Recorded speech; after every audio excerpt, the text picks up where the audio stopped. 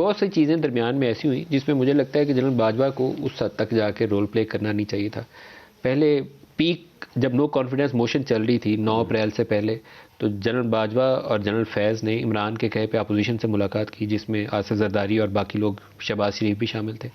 پھر اس کے بعد جب ان کی پریزیڈنسی میں ملاقاتیں ہو جاتی ہیں تو پی ٹی آئی کی ٹیم شاید 2 رکنی تھی، پرویز خٹک اور شاہ محمود، اور پروبیبلی اسد عمر بھی تھے، اور ادھر سے ایاز صادق، اور آپ کی طرف سے ہو سکتا ہے کوئی اور صاحب بھی، کون تھے مجھے سب کا نام نہیں معلوم. ان کے ساتھ ملاقاتیں کی ڈسکس کرنے کے لیے کہ کیا ڈویبل آپشن ہیں. نہیں وہ پارٹی ہیڈز کو بلایا تھا. پارٹی ہیڈز کو بلایا تھا. کون کون گیا تھا اس میں میرا خیال ہے کہ میاں شہباز شریف صاحب تھے، مولانا فضل الرحمان صاحب تھے، اور میرا خیال ہے کہ بلاول بھٹو زرداری صاحب بھی تھے. باقی جو دوسری پارٹیز ہیں ان میں سے بھی میرا خیال ہے کوئی 2-3 لوگ تھے. خالد بخشی صاحب تھے شاید.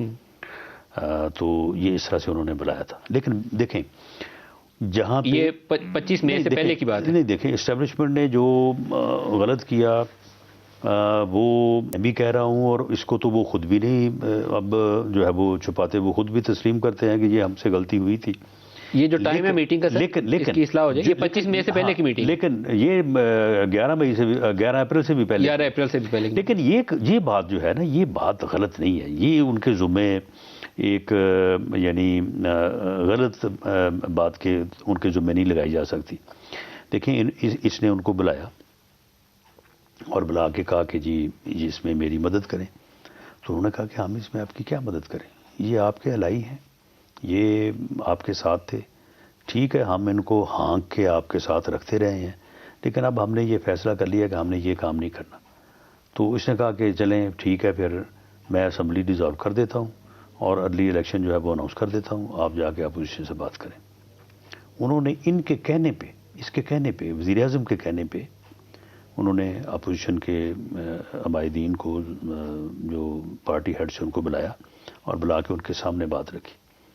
جب غالباً کسی ایک نے یہ کویشچن کیا کہ جی یہ آپ کی رائے ہے یا آپ کی تجویز، انہوں نے کہا نہیں یہ ہماری تجویز نہیں ہے، یہ تجویز وزیر اعظم صاحب کی ہے، کیونکہ آپ کا آپس میں کوئی بول چال بھی نہیں ہے، حالات ایسے ہیں کہ آپس میں بات نہیں ہو سکتی، تو ہم نے یہ آپ کو کمیونیکیٹ کی ہے، اگر آپ چاہیں تو اس کے اوپر بات ہو سکتی ہے. انہوں نے کہا کہ یہ نہیں ہو سکتی اور وہ واپس آ گئے. اس کے بعد انہوں نے کوئی پریشرائز نہیں کیا کسی کو، نہ اس کو کیا کہ تم ریزائن کر دو، نہ ہمیں کہا کہ آپ لازمی جو ہے وہ اس تجویز کو جو ہے وہ تسلیم کر لیں.